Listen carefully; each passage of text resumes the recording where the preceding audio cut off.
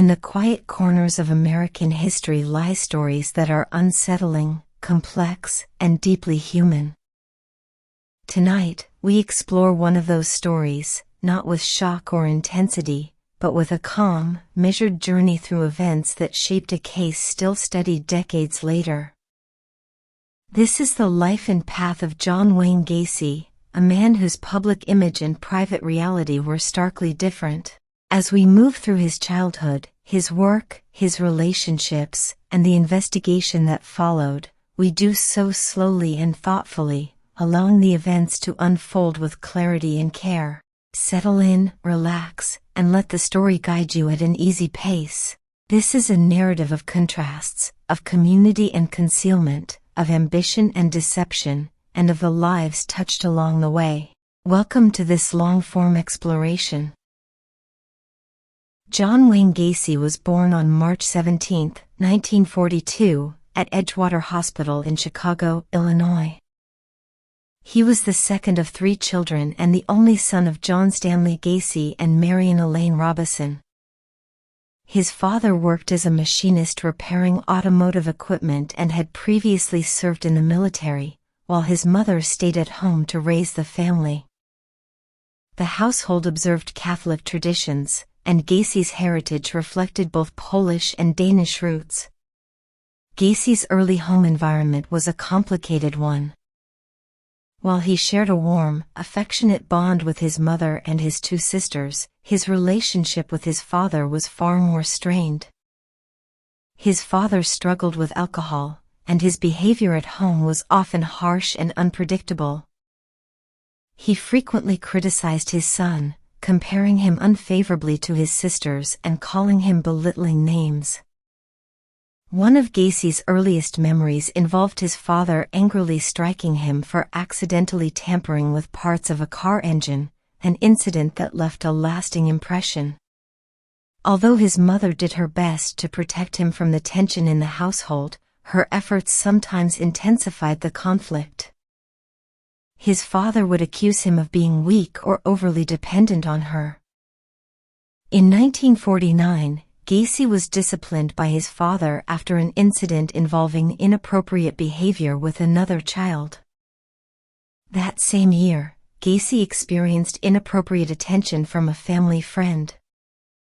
He never reported it, fearing that his father would blame him rather than protect him. Despite the difficulties, Gacy longed for approval and continued to express deep affection for his father, even though he felt he could never fully earn his respect. Physically, Gacy faced several health challenges. He was an overweight child and not particularly athletic.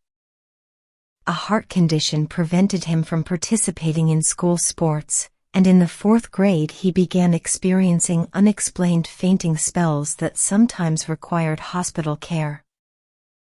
Medical concerns continued throughout adolescence. He underwent surgery for a burst appendix in 1957 and estimated that between ages 14 and 18, he spent nearly a year in hospitals. The underlying cause of his symptoms was never clearly determined, and his father often dismissed them as exaggerated or attention-seeking, contributing further to the emotional distance between them.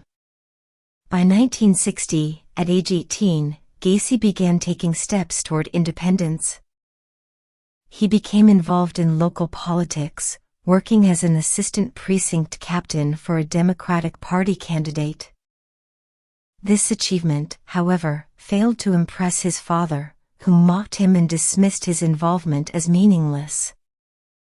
That same year, Gacy's father purchased a car for him but kept strict control over it, holding on to the title until it was fully paid off and confiscating the keys whenever disagreements arose. A heated argument over the car in April 1962 pushed Gacy to leave home. With only $136 to his name, he drove to Las Vegas, Nevada, hoping to start fresh. Once there, he found a position with an ambulance service but was soon transferred to Palm Mortuary to work as a mortuary attendant. He remained in Las Vegas for about 3 months, living on the premises and observing the daily responsibilities of morticians. During that time, he experienced a moment that deeply unsettled him while working near a deceased individual. The experience frightened him enough that he left the job and returned to Chicago. After coming back, Gacy enrolled at Northwestern Business College despite never having finished high school. He completed his degree in 1963 and soon secured a management trainee position at the Nunn-Bush Shoe Company. His dedication paid off. In 1964, he was promoted and transferred to Springfield, Illinois. Around this time, he began dating a coworker, Marlon Myers, and they became engaged. During his time in Springfield, Gacy also joined the local JCs, a civic organization that focused on leadership development and community involvement. The group played an important role in his early social life.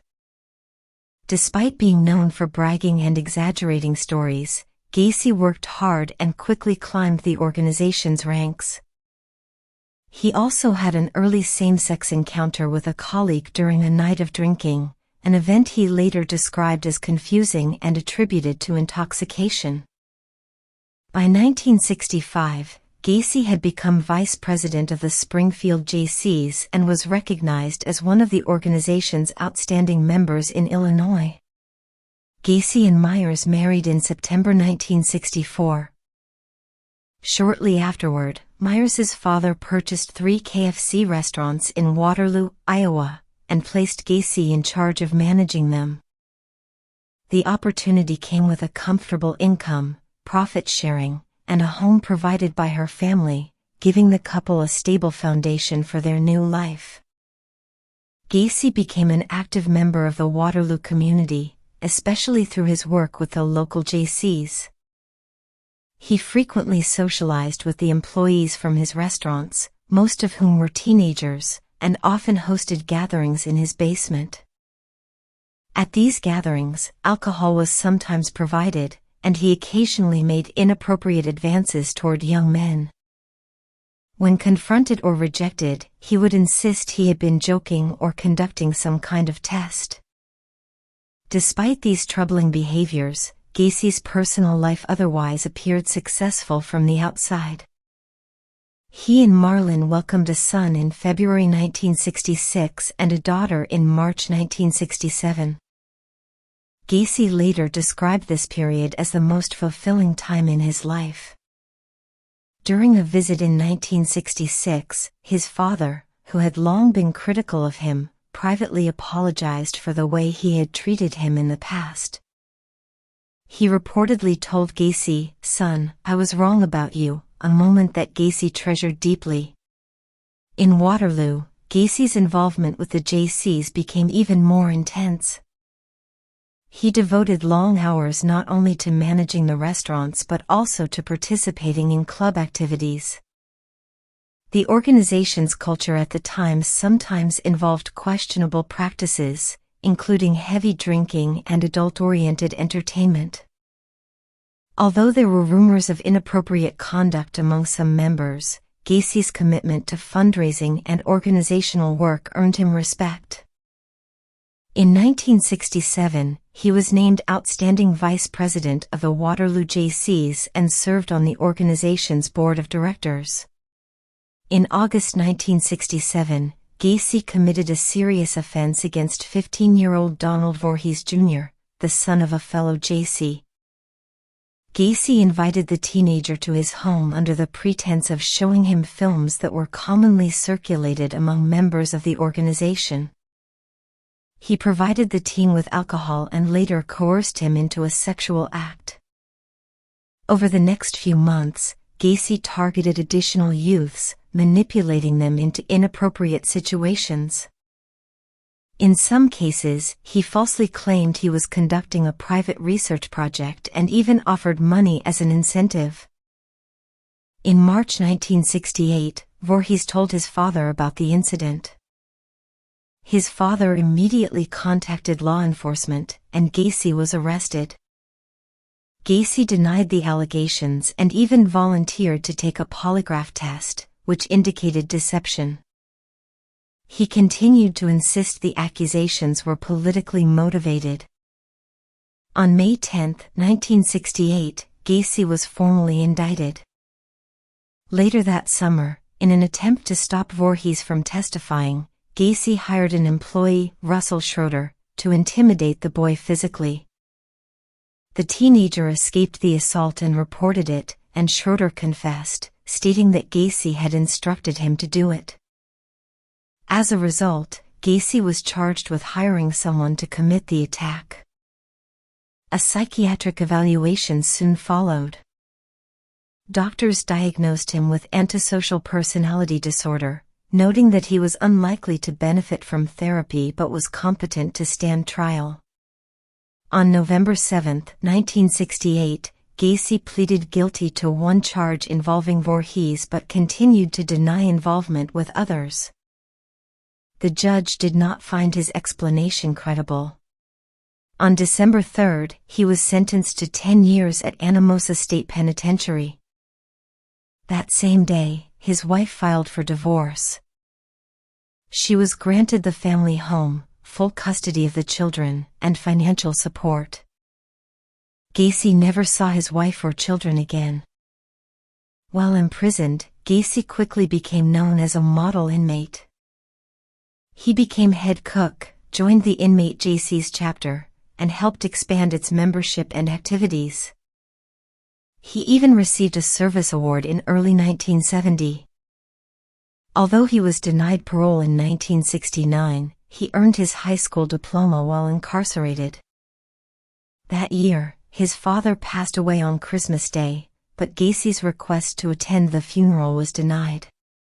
Gacy was granted parole on June 18, 1970, after serving 18 months of his sentence. His release came with strict conditions, including a nightly curfew and a requirement to live with his mother in Chicago. Although he initially claimed he intended to rebuild his life in Iowa, he moved to Chicago almost immediately and soon found employment as a cook. In February 1971, he was accused of assaulting another teenager, but the case was dismissed when the complainant did not appear in court. A second accusation arose in June involving coercion, but that case also fell apart due to a blackmail attempt. Iowa authorities were never notified, and his parole officially ended in October 1971. 1 month later, his criminal record in Iowa was sealed. With assistance from his mother, Gacy purchased a home at 8213 West Summerdale Avenue, in unincorporated Norwood Park Township. This house would later become central to the investigation into his crimes. Gacy lived there from 1971 until his arrest in 1978 and would later claim that all of his murders took place at this residence. In the community, he was known as a helpful neighbor. He lent tools, assisted with home repairs, and even plowed snow during the winter for people living nearby. Between 1974 and 1978, he held large summer parties at his home, events that were highly attended and sometimes included local officials. Shortly after settling into the house, Gacy reconnected with Carol Hoff, a woman he had known in high school. The two became engaged in 1971, and Carol and her 2 daughters moved in with him.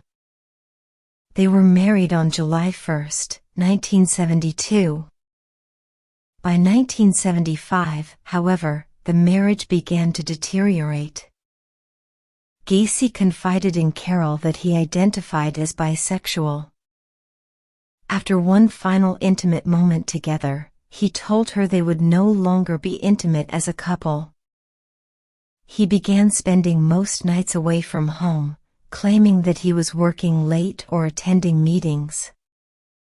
Carol noticed that he frequently brought teenage boys into the garage and became increasingly uneasy about some of the items she discovered in the house, magazines and belongings that clearly did not belong to her family. When she confronted him about these discoveries, Gacy reacted with anger and refused to offer explanations. Their relationship continued to decline. In October 1975, after a heated argument, Carol requested a divorce. Gacy agreed, but by mutual consent, she continued to live in the house until February 1976. On March 2, their divorce was finalized, officially stating false grounds of Gacy's infidelity with women. In 1971, Gacy started a part-time construction business called PDM Contractors, which stands for Painting, Decorating, and Maintenance. With the approval of his probation officer, Gacy worked in the evenings on his construction contracts while maintaining a job as a cook during the day. Initially, he focused on minor repair work but later expanded his services to include interior design, remodeling, and landscaping. In mid-1973, Gacy left his cooking job to dedicate himself fully to his construction business. By 1975, PDM Contractors was experiencing rapid growth, and Gacy was working up to 16 hours a day. In March 1977, he took on a supervisory role at PE Systems, a company specializing in the remodeling of drugstores. Gacy managed multiple projects at once, often juggling up to 4 at a time and frequently traveling to other states. By 1978, the annual revenue for PDM had surpassed $200,000. Through his membership in a local moose club, Gacy learned about a clown group called the Jolly Jokers, whose members performed at fundraising events and parades, as well as entertained hospitalized children. In late 1975, Gacy joined this club and created his own clown characters, Pogo the Clown and Patches the Clown. He designed his own makeup and costumes, describing Pogo as a happy clown and Patches as a more serious character. Gacy seldom earned money from his performances and later stated that performing as a clown allowed him to regress into childhood. He entertained at numerous local parties, political events, charitable functions, and children's hospitals as both Pogo and Patches.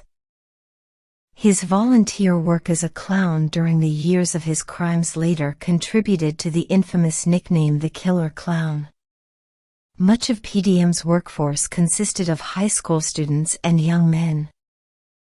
Gacy frequently blurred professional boundaries, sometimes making inappropriate propositions or attempting to trade personal favors in exchange for the use of his vehicles, financial assistance, or promotions. He also cultivated an intimidating atmosphere at times, once telling an employee, "Do you know how easy it would be to get one of my guns and kill you, and how easy it would be to get rid of the body?" In 1973, Gacy and a teenage employee traveled to Florida to view a property Gacy had purchased. While there, Gacy assaulted the young man. After returning to Chicago, this employee drove to Gacy's house and physically attacked him in the front yard. Gacy told his wife he had been assaulted because he refused to pay the employee for poor quality work. In May 1975, Gacy hired 15-year-old Anthony Antonucci. 2 months later, he visited Antonucci's home, knowing the youth had an injured foot. The two drank wine and watched a movie before Gacy unexpectedly restrained Antonucci with handcuffs.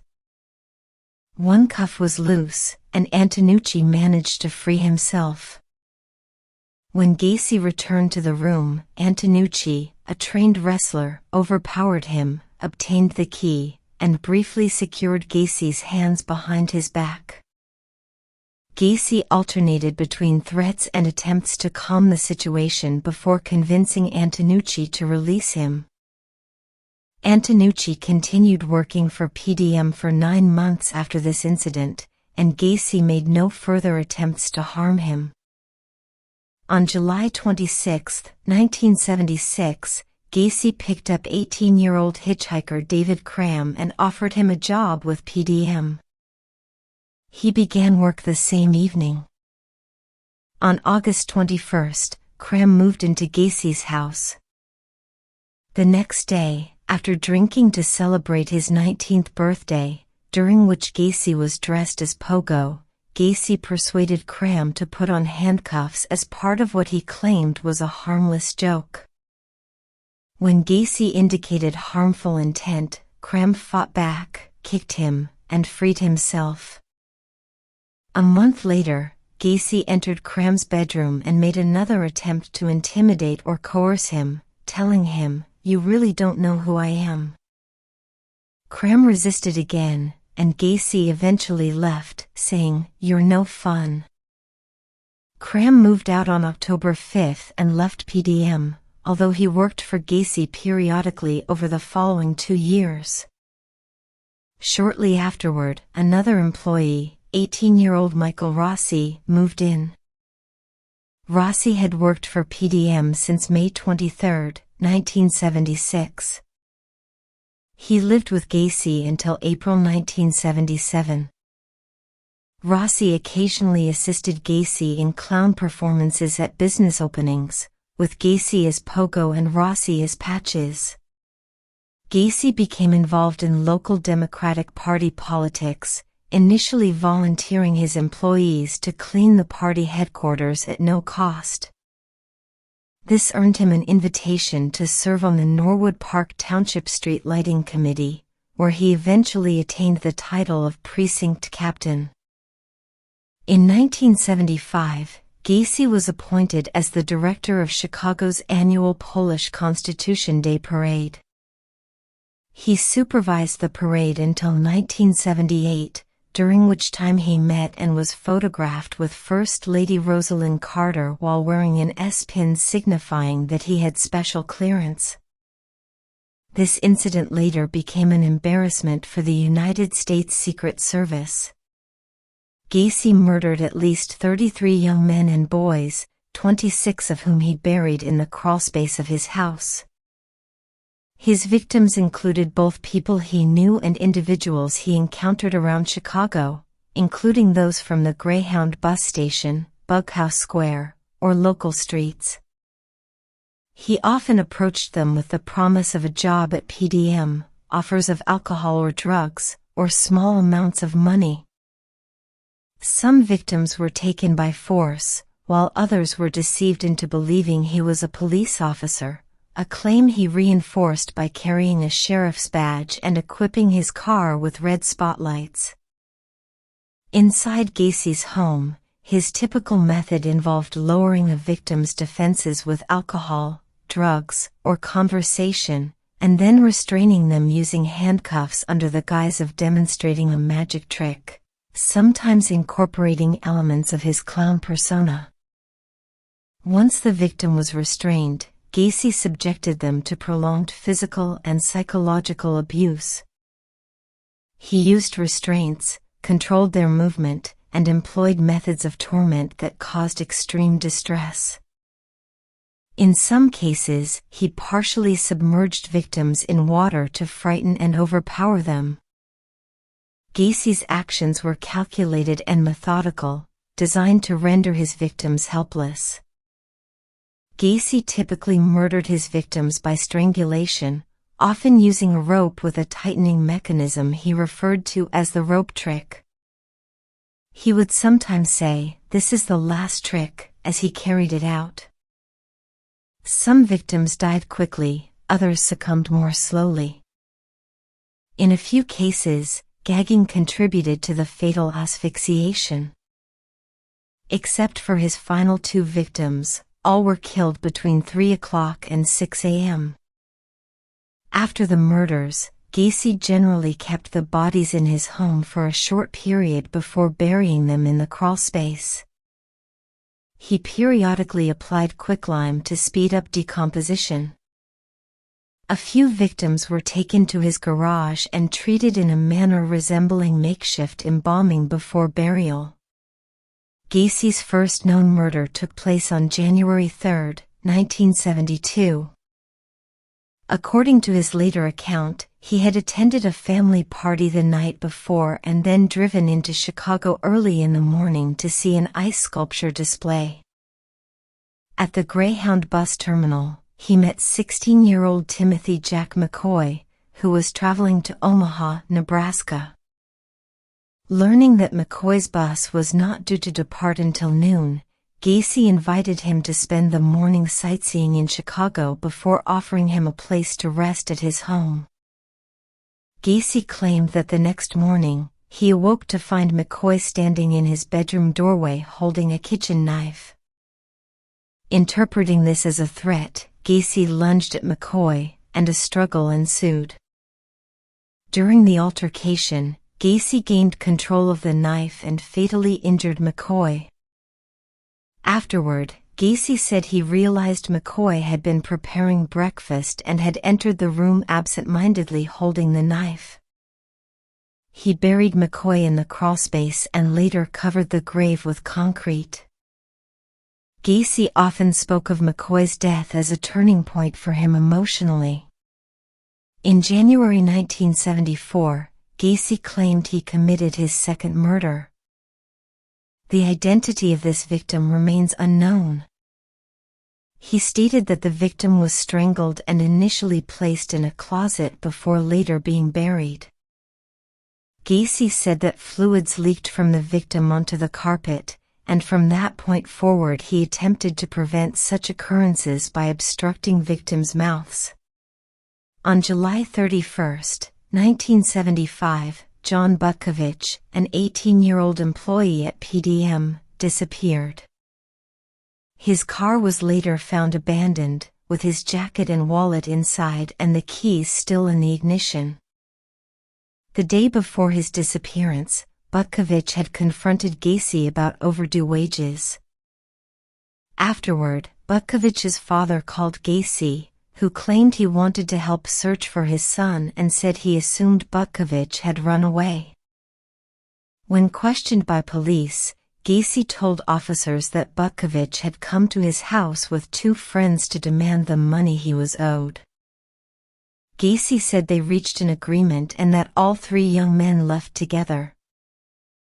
In the 3 years following his disappearance, Butkovich's parents contacted the police well over 100 times, urging them to investigate Gacy more thoroughly.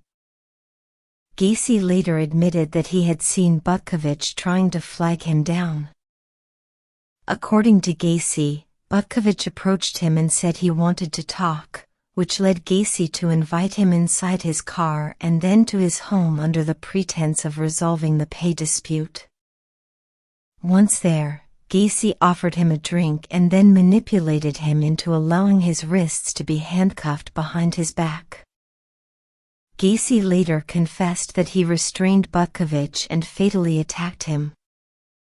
He initially kept the body in his garage with plans to bury it in the crawl space, but because his wife and stepdaughters returned home earlier than expected, he buried the remains beneath the concrete floor of the tool room extension of his garage.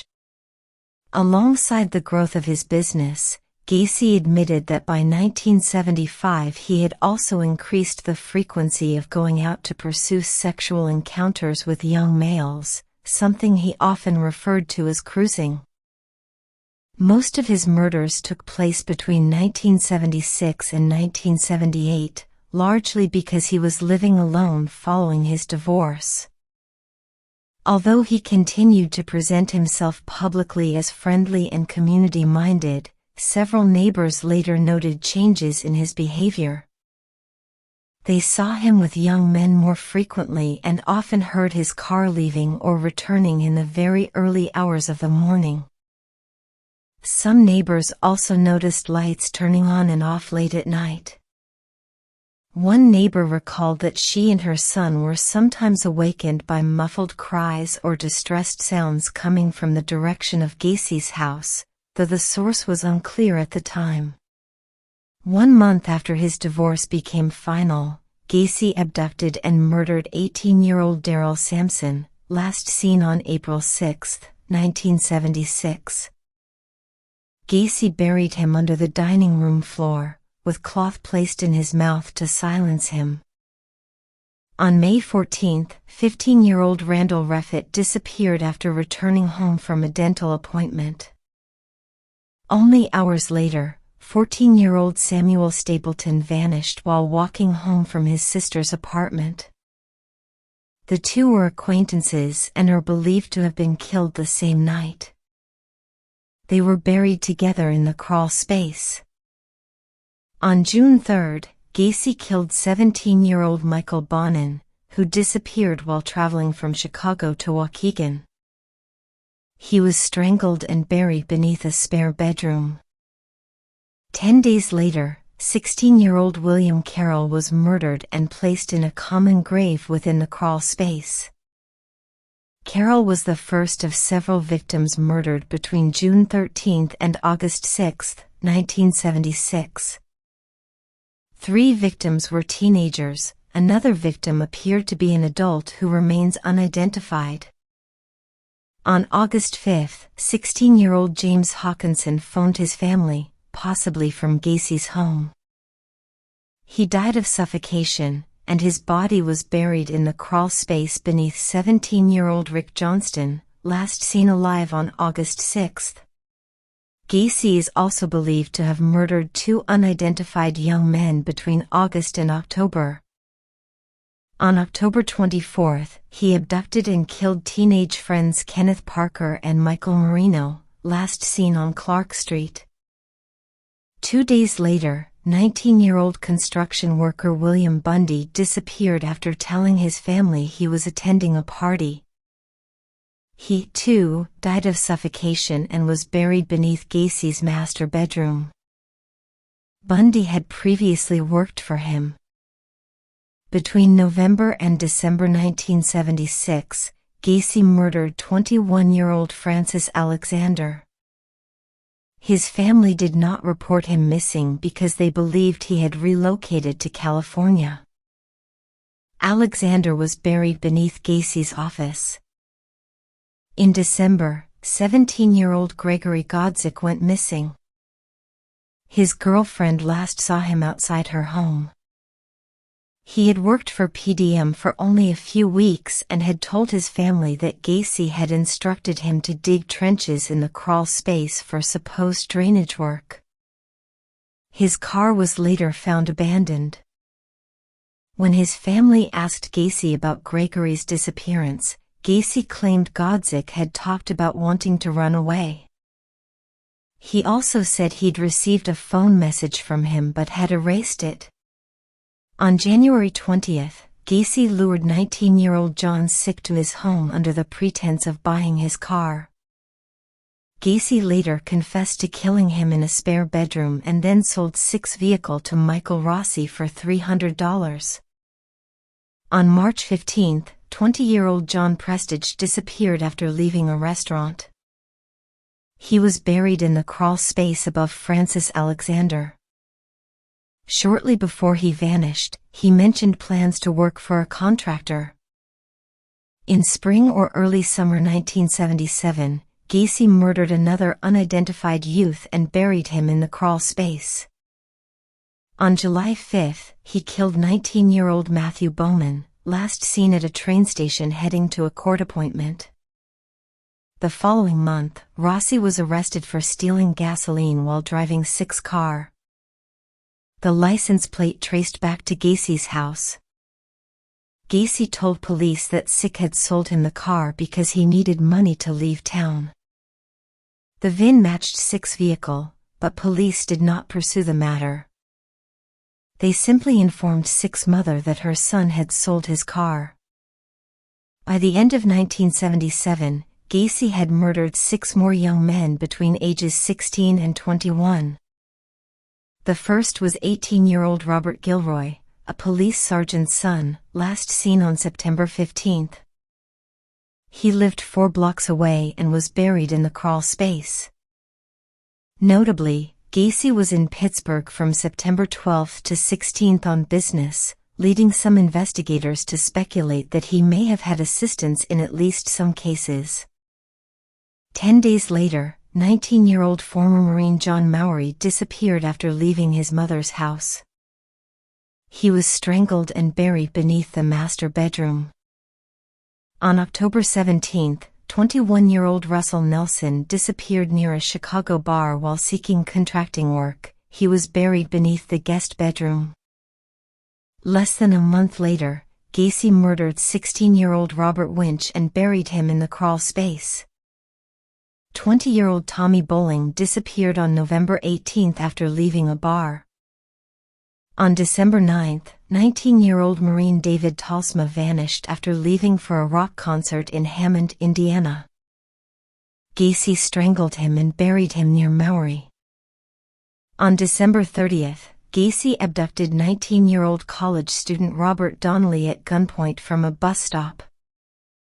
Donnelly testified that Gacy restrained him, subjected him to prolonged physical and psychological abuse, and repeatedly forced him underwater in a bathtub until he lost consciousness. Donnelly stated he begged Gacy to kill him to end the pain, but Gacy dismissed him. After several hours, Gacy released him and warned him not to report the attack. Donnelly reported the crime, and police questioned Gacy on January 6. Gacy admitted to having a dominant submissive relationship with Donnelly but insisted it was consensual. Police believed him, and no charges were filed. On February 16, Gacy killed 19-year-old William Kindred, who had told his fiancée, who knew Gacy, that he was going to a bar. He became the last victim placed in the crawl space. On March 21, Gacy lured 26-year-old Jeffrey Rignall into his car and subdued him with chemicals. At his home, Gacy restrained him using equipment he had installed and subjected him to extended physical and sexual assault. He used various objects to inflict pain and repeatedly rendered Rignall unconscious. Gacy eventually left him in Lincoln Park, injured but alive. Rignall reached his girlfriend's apartment and reported the assault, but police did not investigate further. Rignall remembered key details about the car and the roads used and, with two friends, began watching for the vehicle. In April, they spotted Gacy's Oldsmobile and followed it to his home on West Somerdale Avenue, which eventually led to charges of assault and battery. By mid-1978, the crawl space was full. Gacy told investigators he had considered placing bodies in the attic but worried about problems caused by decomposition. Instead, he began disposing of victims by dropping them from the I-55 bridge into the Des Plaines River. He said he disposed of 5 victims this way, believing one may have landed on a passing barge. 4 bodies were recovered. The first known victim thrown from the bridge was 20-year-old Timothy O'Rourke, who was murdered in mid-June after leaving his apartment to buy cigarettes. Just before his disappearance, O'Rourke had informed his roommate that a contractor on the Northwest Side had offered him a job. On November 4, Gacy killed 19-year-old Frank Landingen, who was last seen alive by his father walking along Foster Avenue. His body was found near an inlet in the Des Plaines River by 2 duck hunters on November 12. Then, on November 24, 20-year-old James Matsara disappeared after having Thanksgiving dinner with his family. Matsara had told his sister the day before that he was working in construction and was last seen walking toward Bughouse Square. On the afternoon of December 11, 1978, John Wayne Gacy visited the Nissan pharmacy in Des Plaines to discuss a potential remodeling deal with the store owner, Phil Torf. While he was within earshot of 15-year-old part-time employee Robert Peast, Gacy mentioned that his firm often hired teenage boys at a starting wage of $5 per hour, nearly double the pay Piest earned at the pharmacy. Shortly after Gacy left, Piest's mother arrived at the store to drive her son home so the family could celebrate her birthday together. Piest asked her to wait, mentioning that some contractor wants to talk to me about a job. He left the store at 9 p.m., promising to return shortly. Piest was murdered shortly after 10 p.m. at Gacy's home. Gacy later stated that after arriving at his house, he gave Piest a soft drink before asking whether there was anything Piest wouldn't do for the right price. Piest replied that he didn't mind working hard. Gacy then tricked Piest into allowing his hands to be restrained. Gacy's accounts of the events varied, but in one statement, he claimed that Piest became frightened as Gacy tightened a rope around his neck.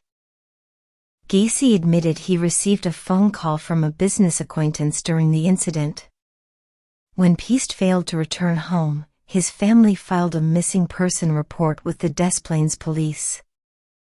Torf identified Gacy as the contractor Piest had likely left the store to meet.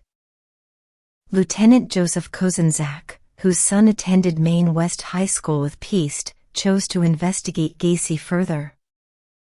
A background check revealed Gacy faced an outstanding battery charge in Chicago and had previously served time in Iowa for the assault of a teenage boy. The following evening, Kozenzak and two Des Plaines officers visited Gacy at his home.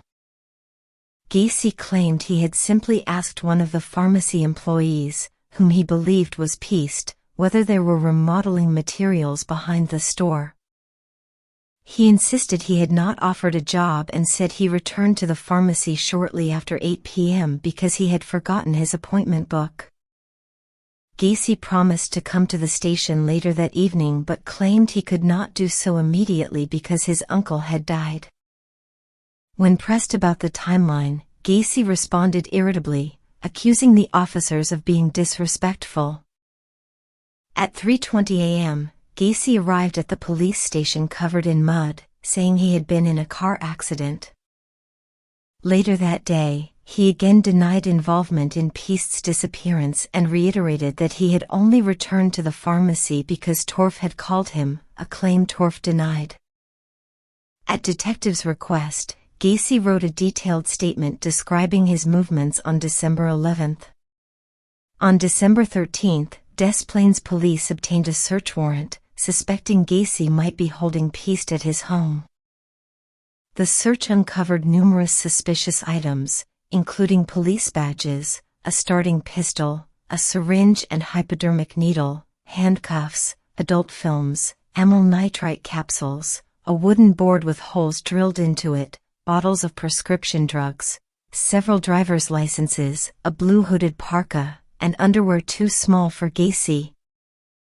They also found a class ring engraved with the initials JAS, a receipt from Nissen Pharmacy in a trash can, and a 36-inch length of nylon rope.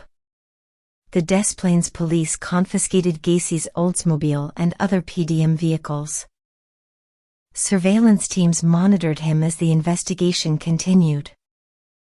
The next day, officers received a call from Michael Rossi, who informed them of Gregory Godzik's disappearance and that another PDM employee, Charles Hatchula, had been found drowned earlier that year. On December 15th, investigators learned details of Gacy's outstanding battery charge, including allegations from Jeffrey Rignall that Gacy had lured him into his car, incapacitated him with chemicals, assaulted him, and left him in Lincoln Park. That same day, Gacy's former wife mentioned the disappearance of John Butkovich. Investigators traced the class ring found in Gacy's home to John Allen Sick, and an interview with Sick's mother revealed several items were missing from her son's apartment, including a Motorola television. By December 16th, Gacy had become oddly friendly with the surveillance detectives, frequently inviting them out for meals or drinks. He denied involvement in Piest's disappearance and accused officers of targeting him for political reasons. Knowing they were unlikely to arrest him for minor offenses, he taunted them by committing small traffic violations and occasionally managed to lose them. That afternoon, Associate Michael Cram consented to an interview and revealed that Gacy had once given him a watch, saying it came from a dead person. On December 17, detectives interviewed Rossi. He said Gacy had sold him Sick's vehicle, claiming Sick needed money to move to California. A closer inspection of Gacy's car revealed fibers in the trunk believed to be human hair. Later that evening, 3 trained search dogs examined Gacy's vehicles. One reacted strongly to the passenger seat of Gacy's Oldsmobile, signaling that a deceased person had likely been present there. That same night, Gacy invited detectives Albrecht and Hochmeister to dinner. Early the next morning, he joined them again for breakfast and chatted openly about his construction work, personal life, and his role as a clown. During the conversation, he remarked, "You know, clowns can get away with murder." By December 18, Gacy was showing stress from the constant surveillance. He appeared unshaven, tired, and increasingly anxious, and he was drinking heavily. That afternoon, he went to his lawyer's office to prepare a $750,000 lawsuit against the Des Plaines police, demanding they stop following him. That same day, investigators traced the photo receipt found in Gacy's home to 17-year-old Kimberly Byers, a coworker of Piest. She said she had borrowed his parka earlier in the evening and placed the receipt in the pocket shortly before returning the coat to him. Later that evening, Rossi provided a more cooperative interview and admitted that in the summer of 1977, he had spread 10 bags of lime in the crawl space at Gacy's home at Gacy's request. Investigators began preparing a second search warrant on December 19. That afternoon, Gacy invited the surveillance detectives inside his home again. While Gacy was distracted, an officer attempted to check a serial number on the Motorola television believed to belong to Sick. When he flushed Gacy's toilet, he noticed a foul odor coming from a heating duct, which he suspected was the smell of decomposition, an odor officers had not noticed previously because the house had been cold during the first search. On December 20, both Krim and Rossi were interviewed again. Rossi speculated that Piest's body might be in the crawl space. After an inconclusive polygraph, he further described digging trenches under Gacy's house and noted that Gacy insisted he dig only in specific spots. Krim told investigators that Gacy had attempted to assault him in 1976. He also said that after the December 13 search, Gacy became visibly shaken upon seeing a clump of mud on his carpet and immediately went into the crawl space to inspect it. Krim confirmed he had spread lime and dug trenches there, which Gacy claimed were for drainage pipes. The trenches were roughly the size of graves. On the evening of December 20, Gacy went to his lawyer's office in Park Ridge for a scheduled meeting, supposedly about the civil suit. He arrived anxious, disheveled, and asked for alcohol immediately. His attorney, Sam Amarant, retrieved whiskey, and Gacy drank heavily. Sensing that Gacy had something to reveal, Amarant placed a newspaper about Piest's disappearance on the desk and said, "You said you had something new to tell me. Something important." Gacy picked up the paper, pointed to the headline about Piest, and said, "This boy is dead. He's dead. He's in a river." Gacy then delivered a long, rambling confession lasting into the early morning. He stated he had been the judge, jury, and executioner of many people and now felt the same judgment should be applied to himself. He claimed he had murdered at least 30 individuals, most buried in his crawl space, with several others placed in the Des Plaines River. He referred to his victims using dismissive terms and said he sometimes awoke to find victims deceased beside him with their hands still restrained. He explained that he buried bodies in the crawl space because he viewed them as belonging to him. As a result of the alcohol he had consumed, Gacy fell asleep midway through his confession. Amarant immediately arranged a psychiatric appointment for Gacy that morning. When Gacy awoke several hours later and was told he had confessed to taking the lives of approximately 30 people, he shook his head and replied, "Well, I can't think about this right now. I've got things to do." Despite his lawyer's advice, Gacy ignored the scheduled appointment and left to attend to his business. Gacy later described his memories of that final day of freedom as hazy, adding that he knew an arrest was inevitable and felt compelled to visit friends and quietly say his farewells. After leaving his lawyer's office, he stopped at a gas station where he handed a small bag of cannabis to the attendant. The attendant immediately gave it to surveillance officers and said Gacy had told him, "The end is coming for me. These guys are going to kill me." Gacy then visited a friend and fellow contractor, Ronald Rode. He hugged Rode, then broke down crying, saying, "I've been a bad boy. I killed 30 people, give or take." After leaving Rhode's home, he drove to see Cram and Rossi. Surveillance teams observed him holding a rosary to his chin, appearing to pray as he traveled along the expressway. After speaking with Cram and Rossi, he asked Cram to drive him to a scheduled legal meeting. Cram later informed surveillance officers that Gacy had admitted to them that he had confessed to over 30 killings with his lawyers the previous night. Gacy next had Cram drive him to Mary Hill Cemetery, where his father was buried.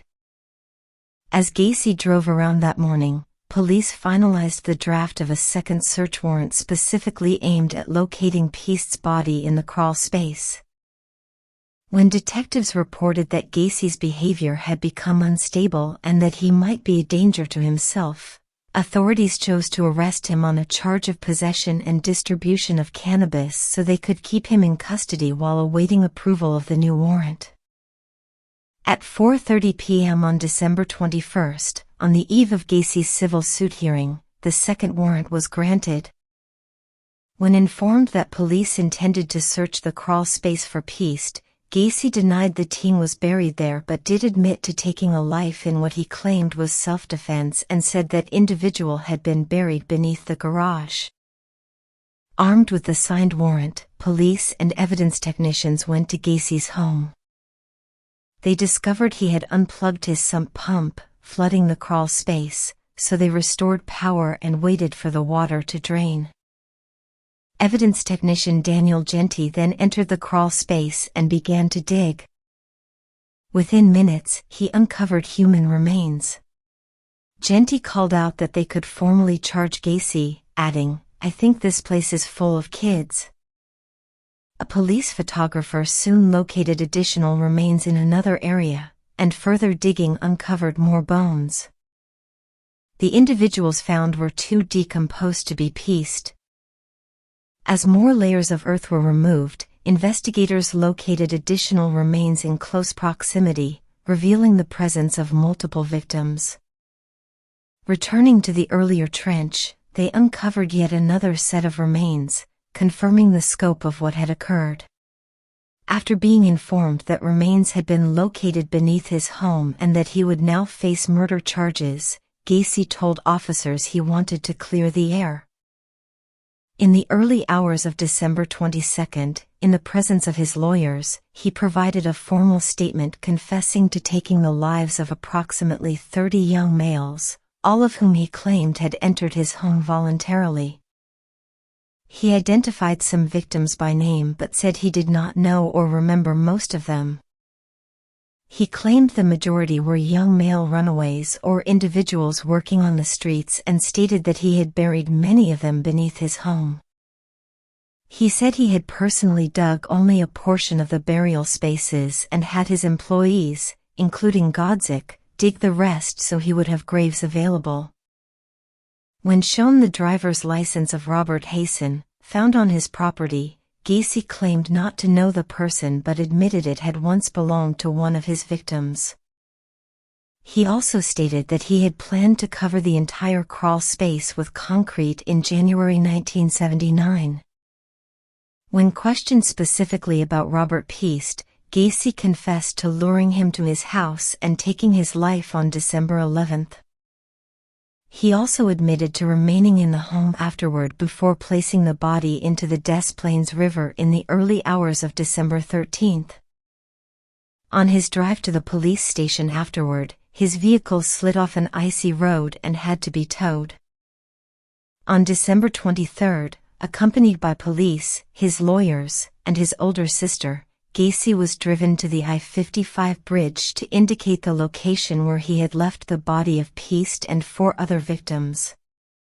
He was then taken to his home and instructed to mark the spot in the garage where he claimed the self-defense killing had occurred. He identified the individual as John Butkovich.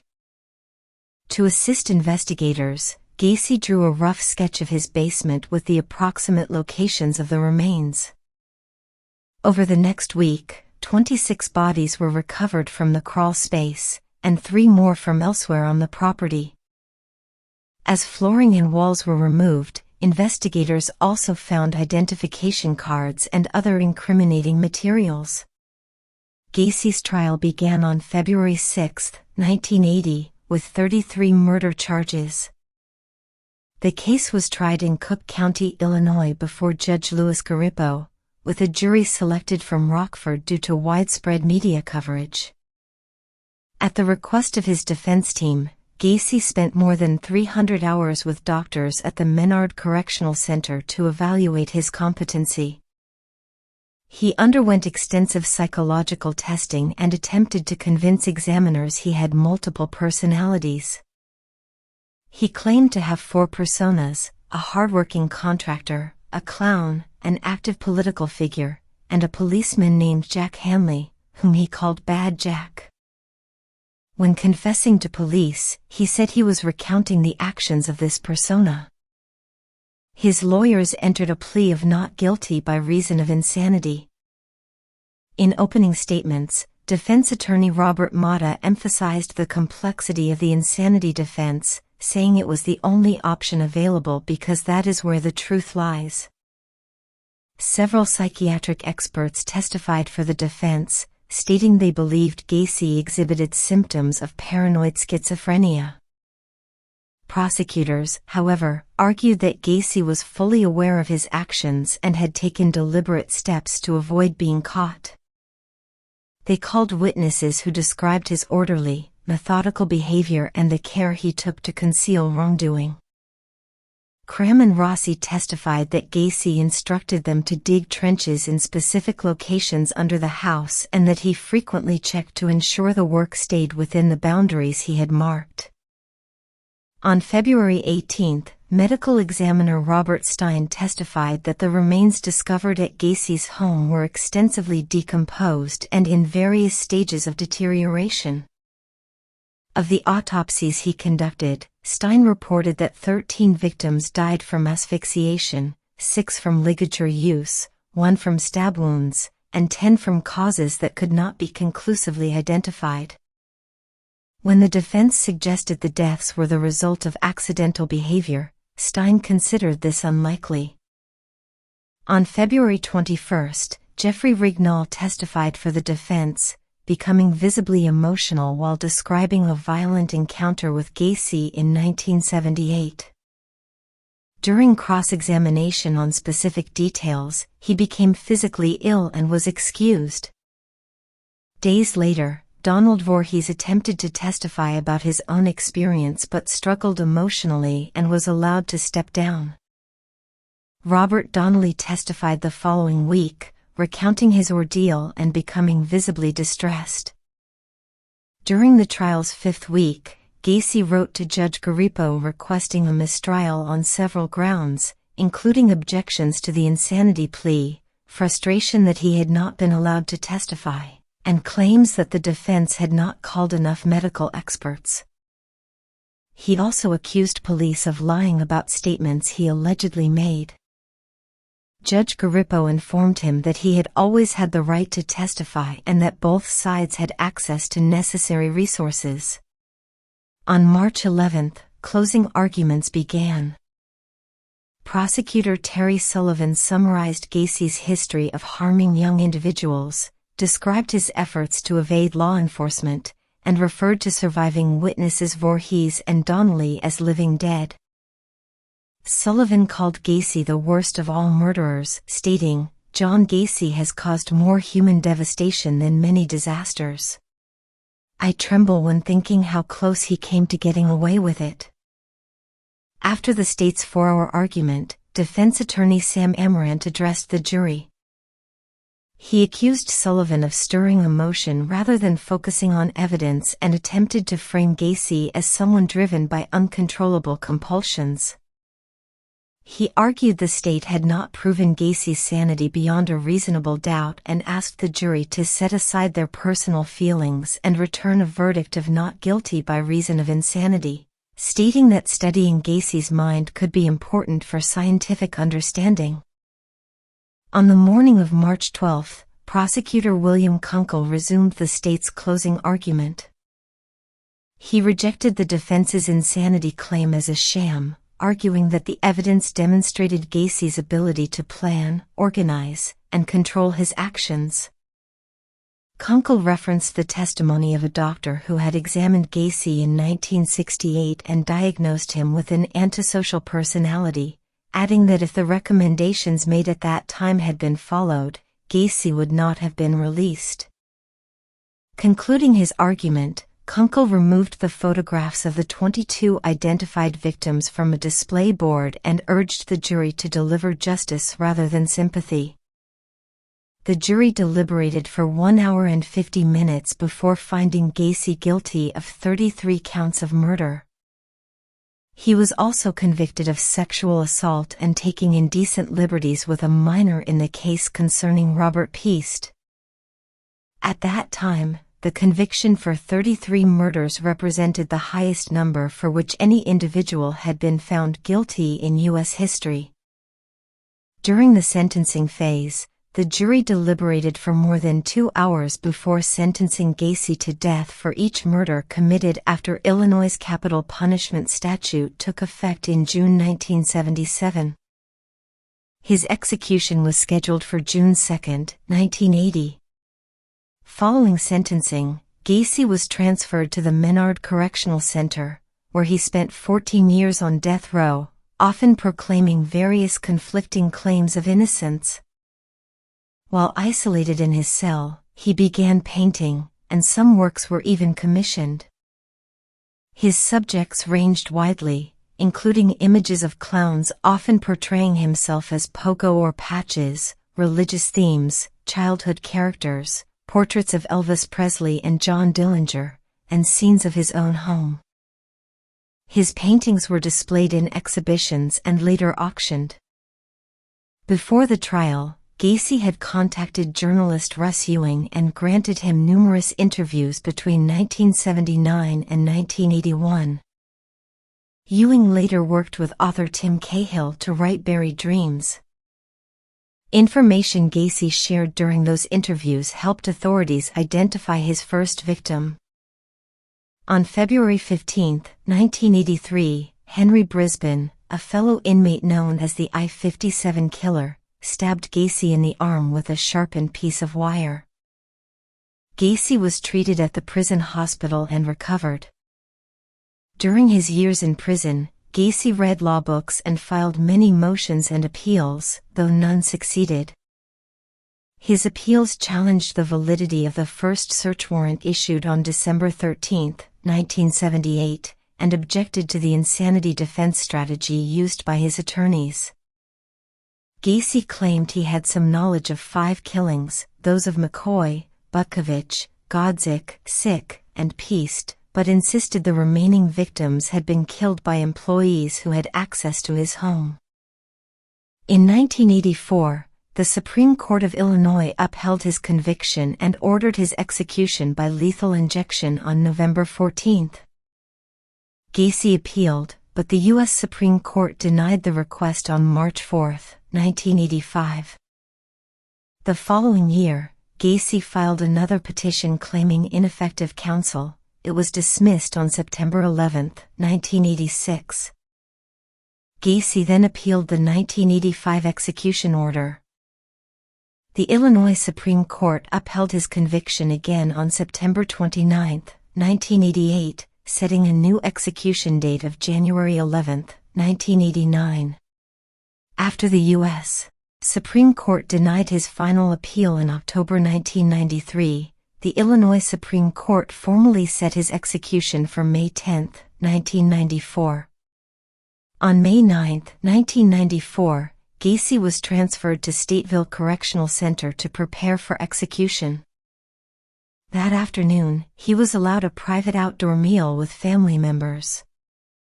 For his final meal, he requested a bucket of KFC, French fries, a dozen fried shrimp, fresh strawberries, and a Diet Coke. Later that evening, he received last rites from a Catholic priest before being escorted to the execution chamber. In the hours leading up to the execution, a crowd estimated at more than 1,000 people gathered outside the correctional center. Most supported the execution, though a smaller group protested the death penalty. Some individuals in favor wore shirts referencing Gacy's former work as a clown, accompanied by satirical slogans. At 12:40 a.m., the procedure to administer the lethal injection began. However, the chemicals used solidified unexpectedly and clogged the IV tube, causing a delay while staff replaced it. The entire process lasted approximately 18 minutes. Medical experts attributed the problem to inexperience with the specific chemical mixture, leading Illinois to adopt an alternative lethal injection method afterward. Prosecutor William Kunkel later remarked that Gacy's death was still far easier than what his victims endured. Reports described Gacy as a diagnosed psychopath who showed no genuine remorse. His final statement to his attorney was that killing him would not make up for the loss of others and that the state was simply murdering him.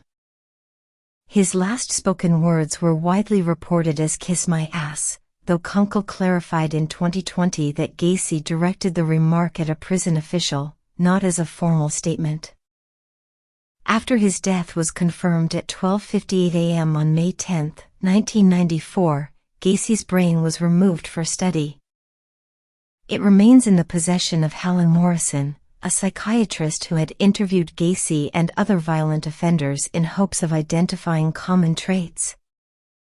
Gacy was cremated, and the location of his ashes has not been made public. Cook County Medical Examiner Robert Stein supervised the exhumations beneath Gacy's home. The crawl space was divided into sections, and each set of remains was assigned an identifying number. Body 1, identified as John Prestige on January 6, 1979, was the first recovered. Body 2, identified as John Butkovich on December 29, 1978, was among the earliest to be recognized. On December 23, investigators exhumed 3 additional sets of remains found in the same trench as Body 1. Body 3, John Sick, was located above Body 4, Gregory Godzik. Both were identified on December 29, 197. 8. Body 5, found deeper below Body 1, was likely the earliest burial in that shared grave. V. After a brief pause for Christmas, 4 more victims were uncovered on December 26. Body 6, Samuel Stapleton, and Body 7, Randall Reffitt, were buried together. Body 8, Matthew Bowman, was identified in January 1979. Body 9, Timothy McCoy, found below a layer of concrete, was identified in 1986 and is believed to have been Gacy's first victim. On December 27, 8 more victims were found. Body 10, buried near the entrance of Gacy's home, remains unidentified but is believed to have been between 17 and 21 years old. Bodies 11 and 12, identified as Robert Winch and Tommy Bowling, were located beside one another. Body 13, still unidentified, was found beneath the spare bedroom. Bodies 14 and 15, found together with plastic coverings, were identified later as Michael Marino and Kenneth Parker. Body 16, Russell Nelson, and Body 17, David Talsma, were also recovered during this phase. The following day, 4 more bodies were located.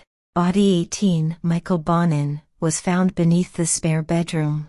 Body 19 was discovered beneath Gacy's master bedroom. Body 20, John Mowry, was found in the northwest corner of the crawl space.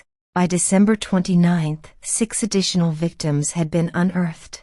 Bodies 22 to 24 and 26 shared a common burial area beneath the kitchen and laundry room. Body 25, Robert Gilroy, was beneath the bathroom and was identified on January 6, 1979. Several of these victims were found with personal items or traces of clothing that helped confirm identity. Severe winter weather halted the search during the Chicago blizzard of 1979, but excavation resumed in March. On March 9, Body 28, still unidentified and believed to be Gacy's second victim, was discovered beneath the backyard patio. On March 16, Body 29, Darrell Sampson, was found beneath the dining room. The recovery efforts continued methodically, even as winter weather caused delays. By mid-March, investigators had reached another area beneath the house. On March 16, they uncovered what became known as Body 29, later identified as Darrell Sampson. His remains were located beneath the dining room, consistent with the organized pattern authorities had already begun to recognize within the property. During the following days, search teams expanded their work to the yard and surrounding sections of the home. On March 17, yet another set of remains was located. Designated as Body 30, this victim was eventually identified as Charles Hatchula through dental records. The careful grid system used in the search helped ensure that no portion of the property was overlooked, and each discovery contributed to a clearer understanding of the timeline investigators were piecing together. By spring, attention turned to the area near the garage and the pathways leading to the backyard. On April 9, searchers uncovered Body 31. This individual, later identified as James Hawkinson, was found in an area not far from the garage's southwest corner. His identification would not be confirmed until 2017, when advances in forensic science made it possible for investigators to match long-preserved evidence with living family members. The final known victim recovered directly from the property, listed as Body 32, was located shortly afterward. This individual, still unidentified today, was discovered near the edge of the backyard close to the alley. The approximate age range was determined to be between 16 and 22 years old, and the height estimated between 5 feet, 6 inches and 5 feet, 11 inches. While many remains were identified in the years that followed, a few, such as this one, continue to be the subject of ongoing forensic study and renewed investigative interest. The final overall victim associated with the case, Body 33, was recovered separately after being located in the Des Plaines River, an area pointed out during the investigation. This discovery helped complete the official count of victims connected to the case, marking the end of an exhaustive search that had spanned months and involved multiple agencies and specialists. Even after the physical recovery work had concluded, the identification process continued for decades. Through dental records, radiology comparisons, personal effects, and much later, DNA analysis, officials worked to provide names to as many victims as possible. While most were eventually identified, the few remaining unidentified individuals remain a focus of forensic and genealogical research, ensuring that the effort to bring closure to families continues long after the original investigation ended. After the final victim linked to the case had been located, investigators shifted their focus toward the long, methodical process of confirming each person's identity. This phase involved cooperation between law enforcement, medical specialists, and outside experts, all working to match physical characteristics, dental records, and any available personal information. The goal was to restore names, histories, and recognition to individuals who had been missing for years. Throughout early 1979 and into the following months, the Cook County Medical Examiner's Office continued its careful examination of the remains. Each individual was reviewed through multiple avenues: dental comparison, radiological matching, and where possible, distinctive personal items that could support identification. Although many of the victims were recognized within the first year, a handful remained unidentified, prompting ongoing efforts that would extend far beyond the timeline of the original case. As time passed, the story of the investigation broadened to include new technologies and approaches. In the decades that followed, forensic methods continued to advance. These developments allowed investigators to revisit earlier findings with fresh tools, techniques that were not available during the initial search. In some cases, these innovations made it possible to confirm identities that had remained uncertain for years. Families of the missing continued to contact authorities over time, hoping that new scientific methods might help resolve long-standing questions about loved ones. DNA analysis, which had not been available during the original investigation, eventually became a powerful tool in this process. Through cooperation between state laboratories, national missing persons databases, and genealogical specialists, several identifications were made long after the case had closed. In 2011, the Cook County Sheriff's Office announced a renewed effort to identify the remaining unknown individuals connected to the investigation. They encouraged families with missing relatives from the relevant years to submit DNA samples for comparison.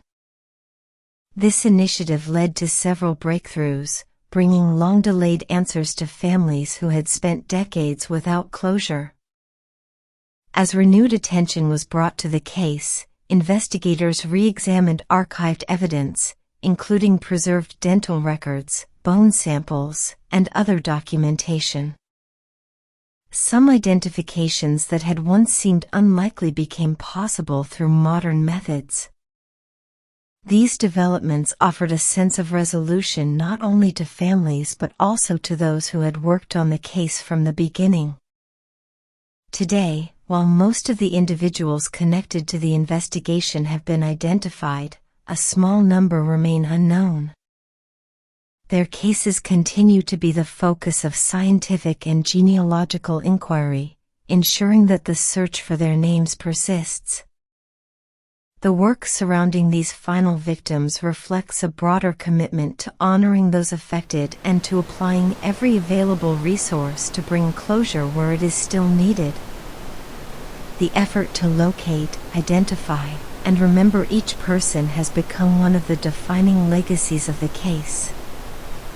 It stands not only as an example of extensive forensic work, but also as a reminder of the importance of acknowledging every life involved, each one part of a larger story that investigators, families, and communities have continued to address long after the original events ended.